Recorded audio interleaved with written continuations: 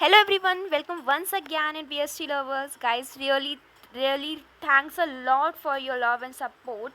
As I have promised you to share another video very soon, so it's it. So let's start it and go for it without wasting any time. So let's go further with our chapter 1 part 2. Today we will learn about features or characteristics of business. So characteristics or features of businesses are, it's an economic activity. As guys हमने पहले भी पढ़ा था कि business क्या होता है कि इकोनॉमिक एक्टिविटी होती है। इसमें हम कुछ ना कुछ अर्न करने की कोशिश करते हैं, मीन्स हम मनी अर्न करने की कोशिश करते हैं, राइट। सो एज हम बिजनेस में मनी अर्न करने की कोशिश करते हैं तो it's an economic activity. Second, production of goods and services. हर एक बिजनेस में हमें गुड्स और सर्विसेज प्रोड्यूस करने पड़ते हैं। Either you are producing goods और सर्विसेज, मतलब आपको या तो गुड्स प्रोड्यूस करना है या तो फिर सर्विसेज प्रोड्यूस करनी है।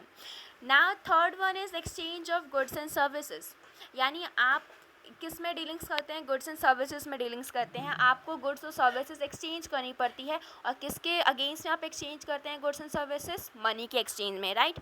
Now fourth one is dealing in a regular basis. See, dealing in regular basis का मतलब होता है कि आप कोई भी चीज़ करोगे, आप गुड्स और सर्विसेज एक्सचेंज कर रहे हो या प्रोड्यूस कर रहे हो, तो उसमें डीलिंग्स जो होंगी वो डेली बेसिस पे होनी चाहिए। यानी ऐसा नहीं होना चाहिए कि आज आपने बिज़नेस किया, मीन्स आज आपने कोई भी चीज़ बेची। फॉर एग्जांपल अगर मैं एक प्रॉपर्टी की बात लेके चलती हूँ, अगर आप एक प्रॉपर्टी आज बेचते हैं, फिर उसके बाद 2 या 4 साल बाद आप कोई दूसरी प्रॉपर्टी बेचते हैं, फिर 5-6 साल बाद या कभी भी आपने वापस फिर फ्यूचर में कभी बहुत ज़्यादा टाइम के बाद आपने कोई प्रॉपर्टी बेची, तो what do you think, are you in a business? Means no, you are not. क्यों? क्योंकि आप रेगुलर बेसिस पे डीलिंग नहीं करते हैं। लेकिन अगर इसी बात में मैं प्रॉपर्टी डीलर की बात करूँ तो वो डेली बेसिस पे और हद मार के मतलब वीकली बेसिस पे तो वो डीलिंग्स करता ही होगा, क्योंकि property is a big thing.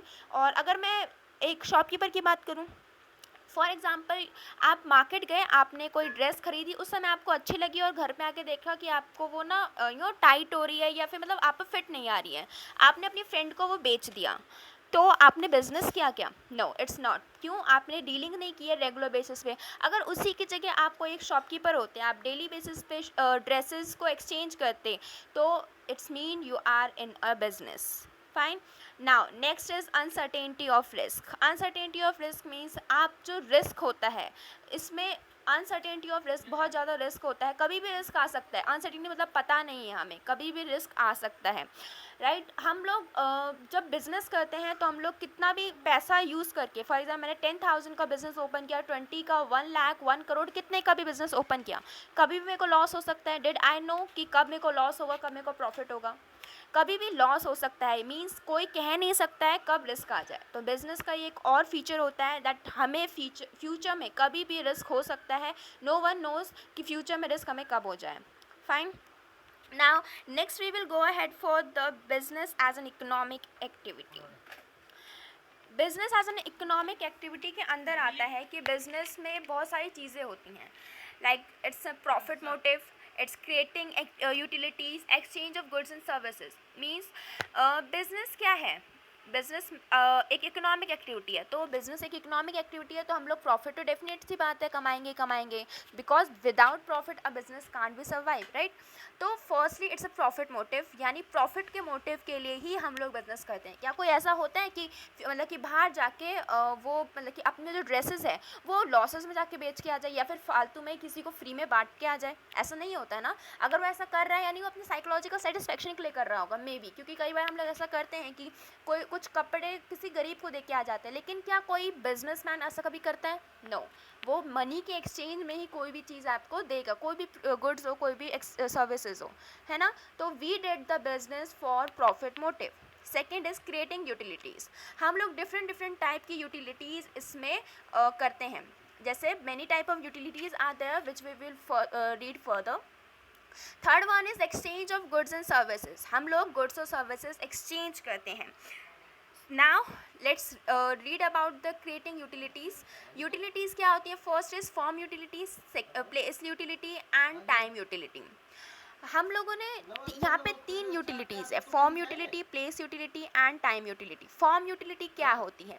Form utility means in this we are involve in changing raw material into finish goods. हम लोग कोई भी रॉ मटेरियल उसको फिनिश गुड में चेंज करें।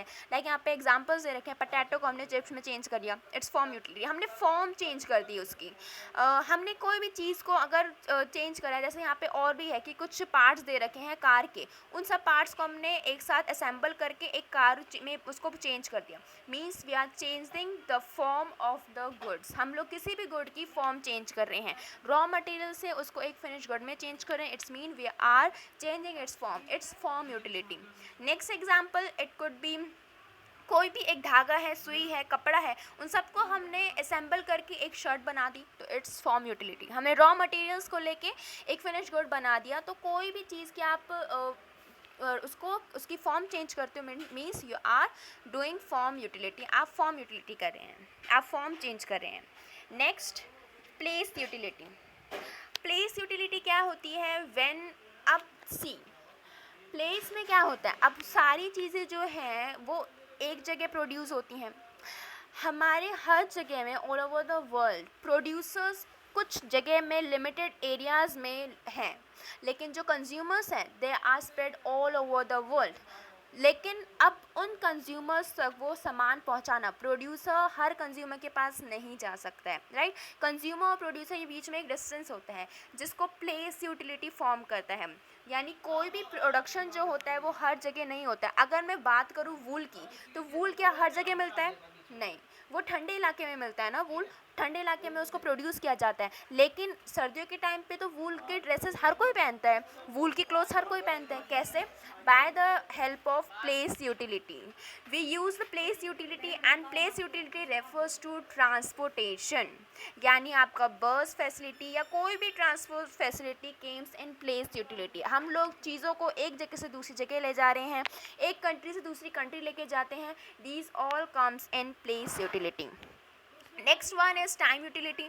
टाइम यूटिलिटी का मतलब होता है, अब देखिए हर एक जो प्रोडक्ट होता है वो हर एक टाइम में प्रोड्यूस नहीं होता है। कुछ ऐसे प्रोडक्ट्स होते हैं जो सीजन वाइज प्रोड्यूस होते हैं, लाइक हमारे जो भी कोई भी पेरिशेबल गुड्स होते हैं। नॉर्मली अगर हम लोग अपने वेजिटेबल्स की, फ्रूट्स की बात करें, कई सारे नॉर्मली ईटिंग फूड्स नॉर्मली जो आते हैं, ईटिंग जो प्रोडक्ट्स आते हैं हमारे, कंज्यूमिंग जो प्रोडक्शन होता है, जो कंज्यूम करते हैं हम चीज़ें, लाइक कोई भी कई सारी चीज़ें होती हैं।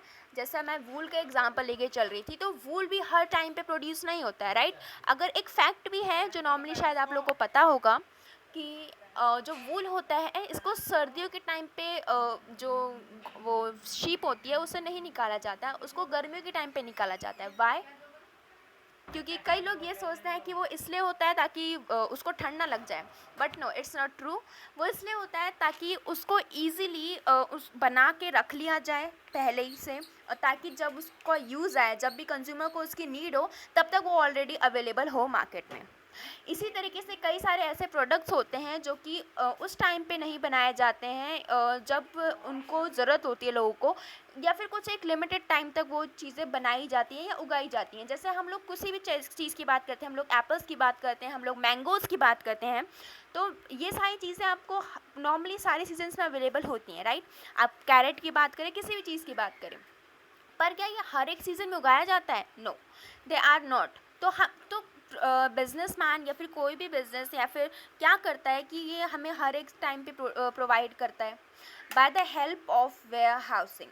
कोई भी चीज़ जो होती है उसको वेयर हाउसिंग में स्टोर कर लिया जाता है, जिसकी वजह से टाइम यूटिलिटी मतलब जिसमें टाइम यूटिलिटी आती है। यानी आप लोग कोई भी चीज़ कभी भी उसको ईजिली आपको अवेलेबल हो जाएगी, जब भी कंज्यूमर को उसकी नीड होगी वो बिजनेसमैन उसको वहाँ पे सप्लाई कर देगा।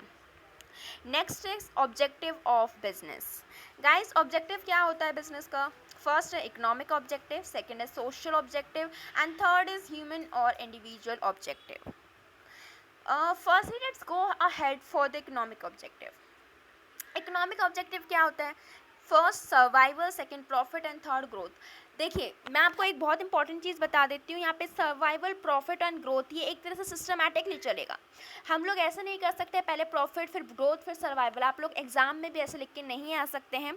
इसका एक रीज़न है, देखिए अब हम लोग कोई भी इकोनॉमिकली काम करते हैं तो हम लोग क्या करते हैं, हम लोग सबसे पहले मार्केट में सर्वाइव करने की कोशिश करते हैं, राइट। हम लोग सबसे पहले मार्केट में सर्वाइव करेंगे।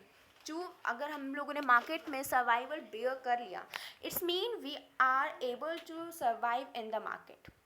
सेकेंडली, हमें प्रॉफिट होना चाहिए। जब हम एक बार सर्वाइव कर लेते हैं मार्केट में, उसके बाद हम लोग प्रॉफिट जनरेट करने की कोशिश करते हैं, ज़्यादा से ज़्यादा प्रॉफिट जनरेट करने की कोशिश करते हैं।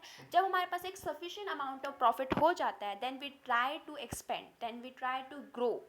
ग्रोथ का मतलब सिर्फ ये नहीं होता है कि हम लोग अपनी ब्रांचेज ओपन कर लेते हैं। ग्रोथ में आता है कि हम लोग ब्रांचेस तो ओपन करेंगे, नंबर ऑफ ब्रांचेस ओपन हो रही है हमारी डिफरेंट डिफरेंट प्लेसेस में, हमारा एम्प्लॉयमेंट जो है, जो भी नंबर ऑफ वर्कर्स है, नंबर ऑफ स्टाफ है, वो हम लोग इंक्रीज़ कर सकते हैं।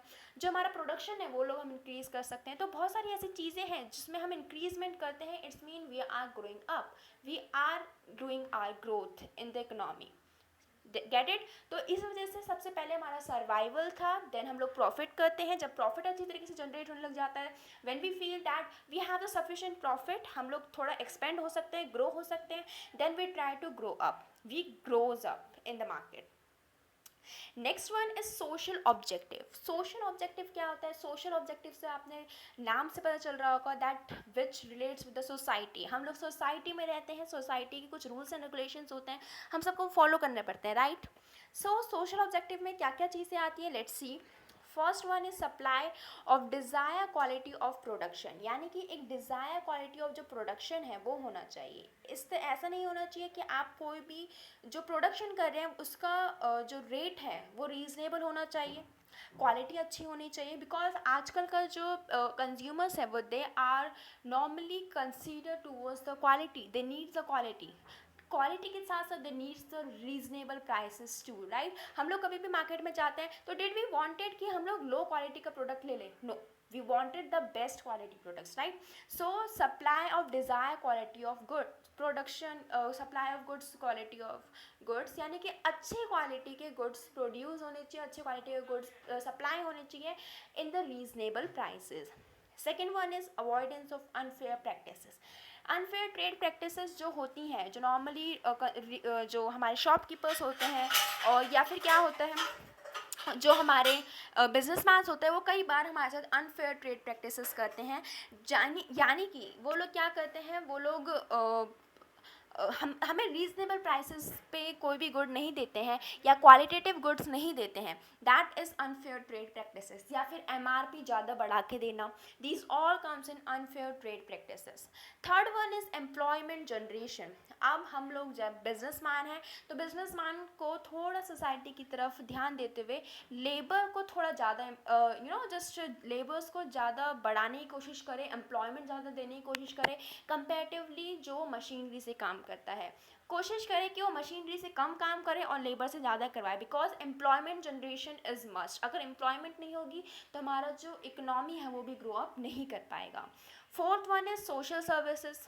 वो डिफरेंट सोशल सर्विसेज करते रहे, जैसे एनजीओ में पैसे देना या फिर किसी स्कूल में फंड्स वगैरह देना, and many other social services which are there in our society. Last one is avoidance of pollution. Guys, हमारे जो बिजनेसमैन्स होते हैं, जो फैक्ट्रीज़ होती हैं, जो इंडस्ट्रीज़ होती हैं, उसमें कई सारी चीज़ें प्रोड्यूस होती हैं, राइट। अब कई सारी चीज़ें प्रोड्यूस हो रही हैं तो डेफिनेट सी बात है पॉल्यूशन तो होता है, क्योंकि मेनी ऑफ टाइम बहुत सारे केमिकल्स प्रोड्यूस हो रहे होते हैं। कई जगह पे इलेक्ट्रिसिटी बहुत ज़्यादा यूज़ हो रही होती है, कोल बहुत ज़्यादा यूज़ होता है, जिसकी वजह से बहुत ज़्यादा धुआं होता है, बहुत ज़्यादा पॉल्यूशन होता है हमारे एनवायरनमेंट में। तो बिजनेसमैन को क्या करना चाहिए, ऐसे कुछ चीज़ें अप्लाई करनी चाहिए ताकि वो पॉल्यूशन को थोड़ा कंट्रोल कर पाए। उनकी इंडस्ट्री या उनकी जो फैक्ट्री है उसमें से पॉल्यूशन थोड़ा कम हो, जस्ट। और भी जो बहुत सारे अल्टरनेटिव्स होते हैं कि हम वो चीज़ यूज़ ना करके कोई और चीज़ यूज़ करें ताकि पॉल्यूशन कम हो।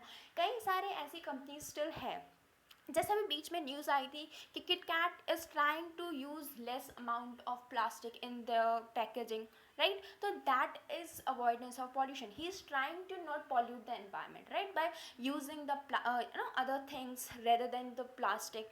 तो इस तरीके से हमें भी अवॉइडेंस ऑफ पॉल्यूशन यानी पॉल्यूशन की तरफ, मतलब पॉल्यूशन को अवॉइड करने की कोशिश करनी चाहिए. Next one is human or individual objective, the last objective of our business. Human और इंडिविजुअल ऑब्जेक्टिव जो होता है it totally for the employees which are there in our organization. यानी ऑर्गेनाइजेशन के जितने भी एम्प्लॉयज़ होते हैं, चाहे वो वर्कर है, चाहे वो स्टाफ है, चाहे वो कोई भी हायर लेवल का एम्प्लॉय है, इसके सभी एम्प्लॉयज़ इसके अंदर इंक्लूड होते हैं. तो इसमें क्या होता है, इन दिस ह्यूमन और individual objective we will try to think about the employees too. Like हम लोग ऑर्गेनाइजेशन के जो भी एम्प्लॉयज़ हैं उनके बारे में सोचें किस तरीके से, by giving them good working conditions, by competitive salaries उनको देना. यानी अगर कोई अच्छा काम कर रहा है तो उसको ज़्यादा सैलरी देना, कॉम्पिटिटिव सैलरीज जो होती हैं. पर्सनल ग्रोथ, उनकी पर्सनल ग्रोथ यानी उनको ट्रेनिंग वगैरह देना. पीयर रिकॉग्नाइजेशन, उनको रिस्पेक्ट देना, peer recognition.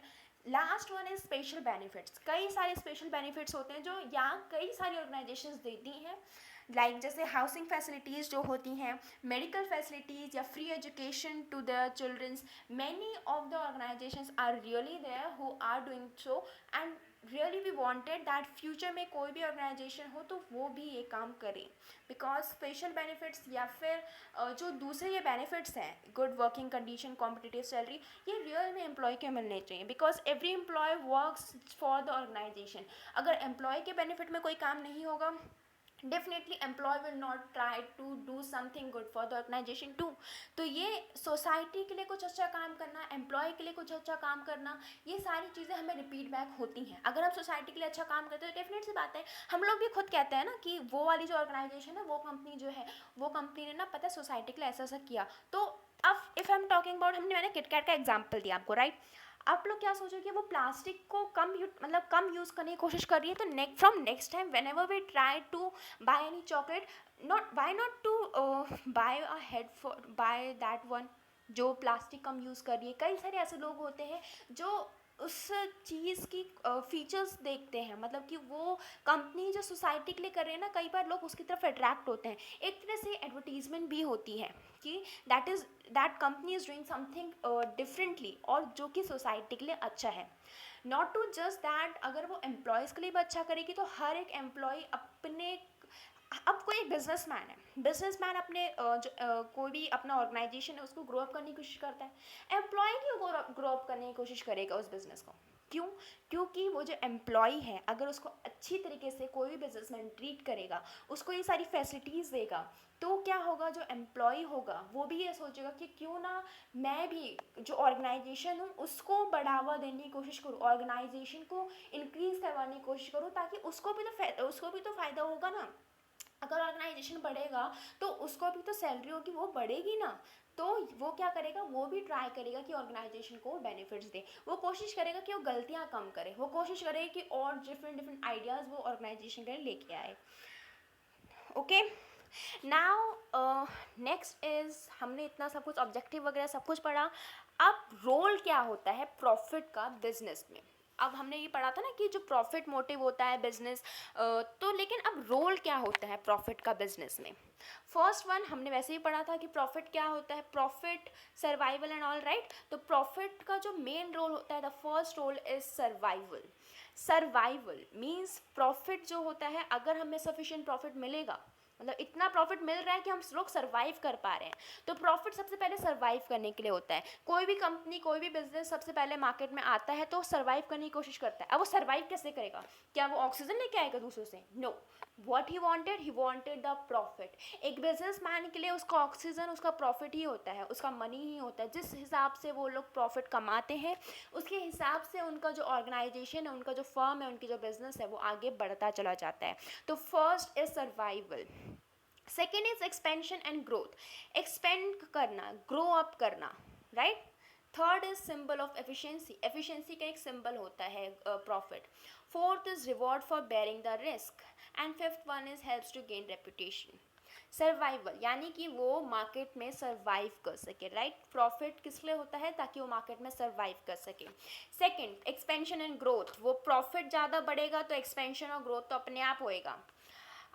Now third one is symbol of efficiency, efficiency बढ़ती है। अगर आप खुद सोचिए, कोई भी बिजनेस है अगर वो बहुत अच्छा प्रॉफिट कमा रहा है, हम लोग क्या कहते हैं, यार that business is too good, his profit is too much high. तो व्हाट इज दिस, कि हमारे उसका एफिशिएंसी, डेफिनेटली बात है, हम लोग क्या कहेंगे, that business man is too efficient, या that organization, that firm, that business is too efficient. Why? Because it is generating a lot of profit. और कंपनीज के लिए हिसाब से, और मार्केट जो भी कंपनीज है, मार्केट में जितनी भी कंपनीज है, वो उसके हिसाब से अच्छा प्रॉफिट कमा रहा है, it's mean that company is efficient, क्योंकि सब उसी मार्केट में है, लेकिन इसका प्रॉफिट एक्स्ट्रा है, यानी इसकी एफिशिएंसी है, तो it's a symbol of efficiency.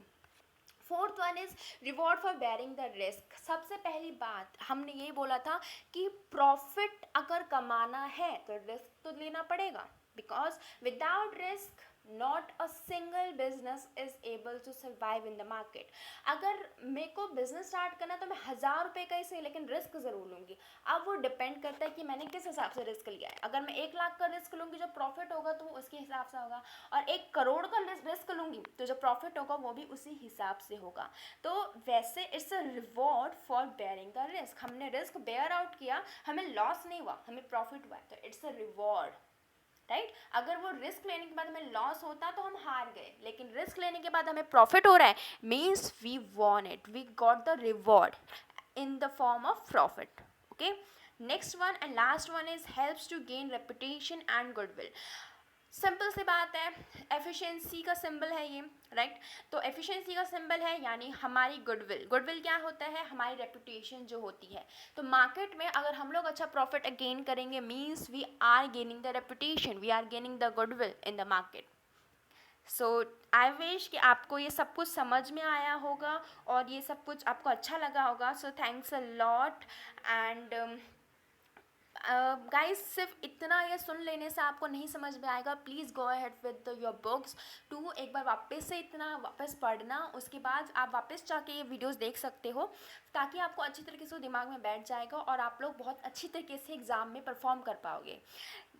And next thing is that मैं आपको ना कई सारी चीज़ों में नोट्स बना के देती हूँ, तो दैट उनको ना एक तरह से नोट करके रख लेना इन नोट्स को, ताकि आप फ्यूचर में कभी आप एग्ज़ाम दोगे तो आपको ये सारी चीज़ें याद रहेंगी। और जो हमारा 11th क्लास होता है, शायद आपको अभी बताया नहीं होगा किसी टीचर ने, क्योंकि आप लोग नॉर्मली स्कूल जा नहीं रहे हो, तो ये जो वर्चुअल क्लासेस होती है इसमें इतना कुछ टीचर्स बता नहीं पाती हैं। लेकिन I will like to say you that guys, जो आप लोग एग्ज़ाम दोगे ना, आप try to write in points. जो मैं पॉइंट्स आपको दे रही हूँ, ये 5 points, 4 points, that is important. Learn these points, आपको उसके अंदर आप अपने आप लिख लोगे। अगर आपको समझ में आ गया तो आप लिख लोगे।